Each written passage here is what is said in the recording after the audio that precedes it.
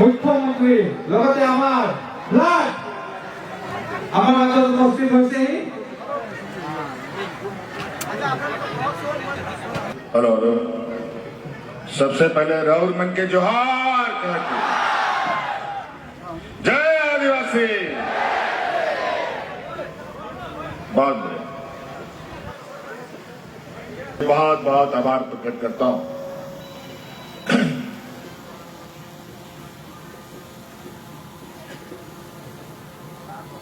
आप सबको पता है कि असम में असम विधानसभा को लेकर चुनाव का माहौल है।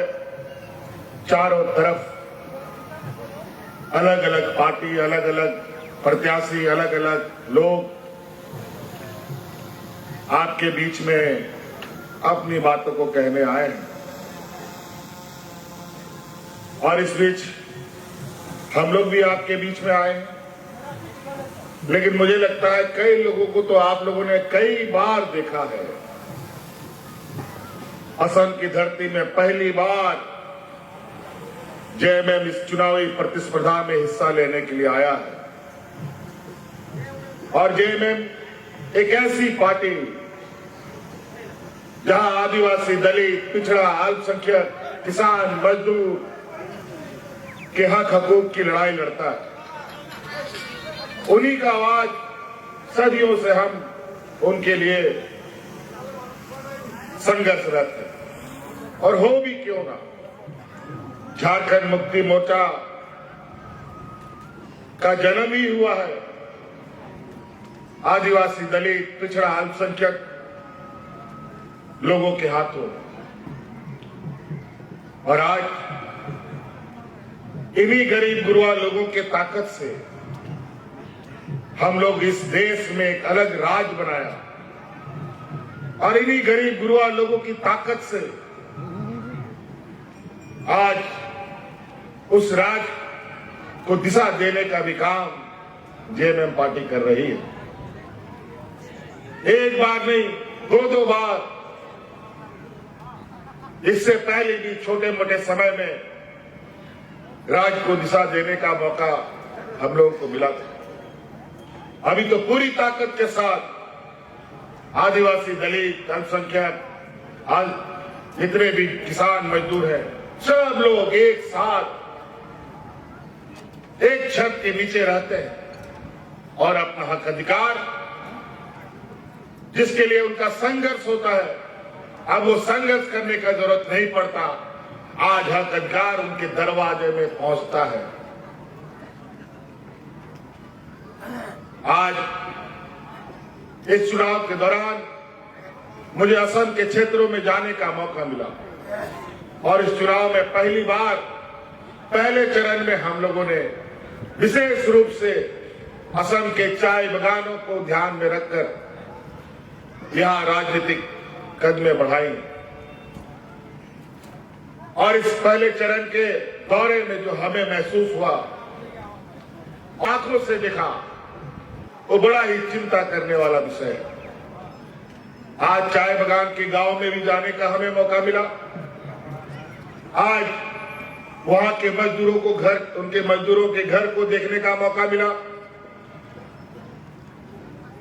उनके बीच उनकी बातों को भी सुनने का मौका मिला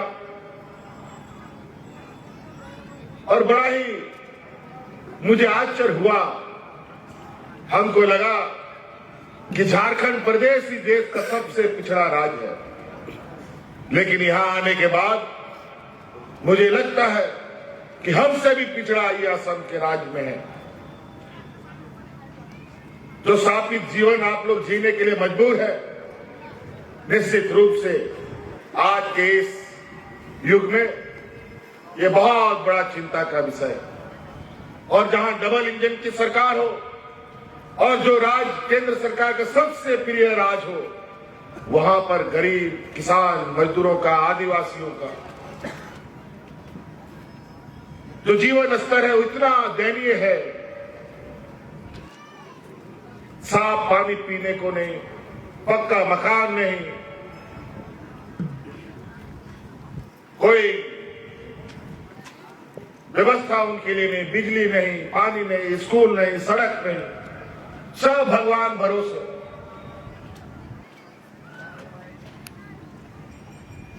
बांस के काट में घर बनाकर जीवन जीने वाले ये लोग अपना हड्डी तक जला दिया इस चाय बागान में। पीढ़ी दर पीढ़ी लोगों का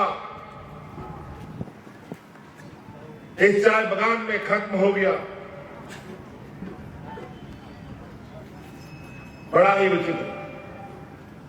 और तो और जो हमें जानकारी मिली कि यहां चाय बागानों के मजदूरों को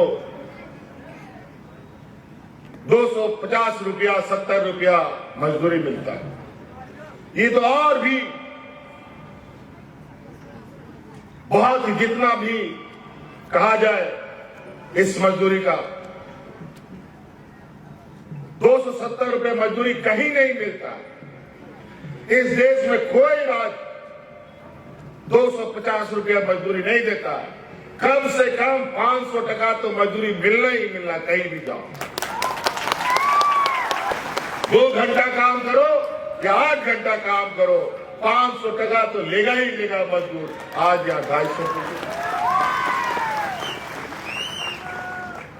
अगर 250 रुपया महीना का जोड़ते हैं तो 7-7.5 रुपया होता है, 7-7.5 रुपया होता है। इस 7.5 रुपये में आप तो जी कैसे रहे, हमको भी बड़ा आश्चर्य हो रहा है। 250 रुपया में अगर आप बाजार से जहर भी खरीदोगे ना, वो इतना घटिया क्वालिटी का जहर आएगा, लोग जहर खा के ना मर पाइएगा ना जी पाइएगा।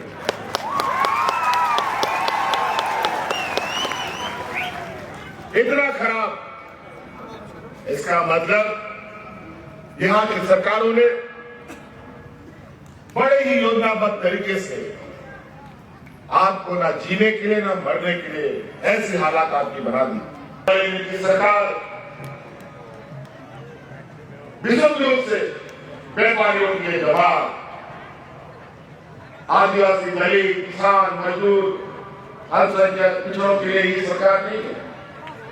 और हमको तो पता चला है यहाँ के चाय बागानों को खाल उतार करके बड़े बड़े उद्योगपतियों को भी देने का योजना चल रहा है। फिर से आपको विस्तार जब असम नहीं बना, बिहार नहीं बना था, उड़ीसा नहीं बना था,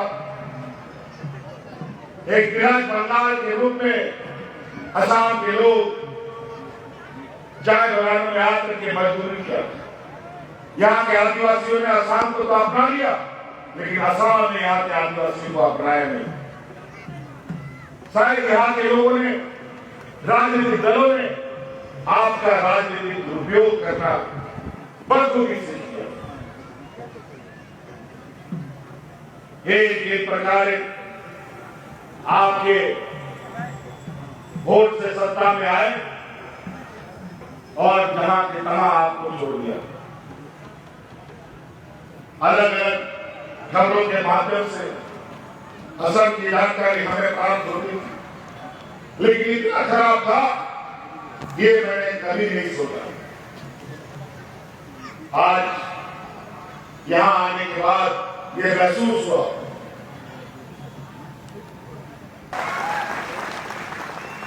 आज चाय बागान के क्षेत्रों में रहने वाला लोग, आज असम का पहचान चाय बागान है भाई। असम का अर्थव्यवस्था का रीढ़ का हड्डी है चाय बागान।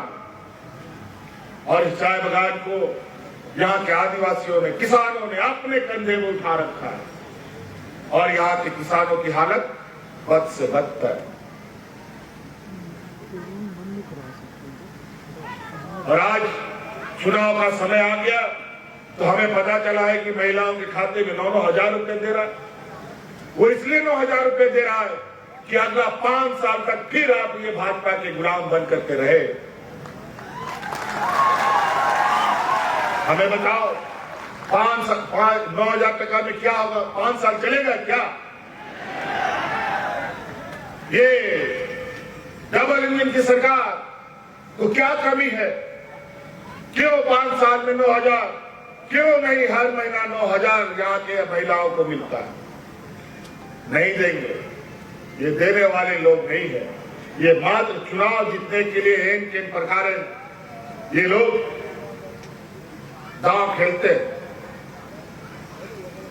आज जाके करके देखिए हमारे झारखंड में कोई महिला, कोई जो बच्चियां हैं, जो आधी आबादी है और जो बूढ़ा बुजुर्ग है 60 साल से ऊपर, आप लोग 5 दिया लगा करके भी खोजेंगे ना, बिना पेंशन का कोई नहीं मिलेगा, सबको मिलता है।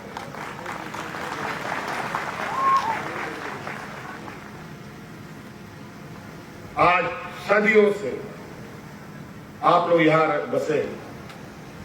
पहले भी हमने कहा आदिवासी यहां के लोग अपने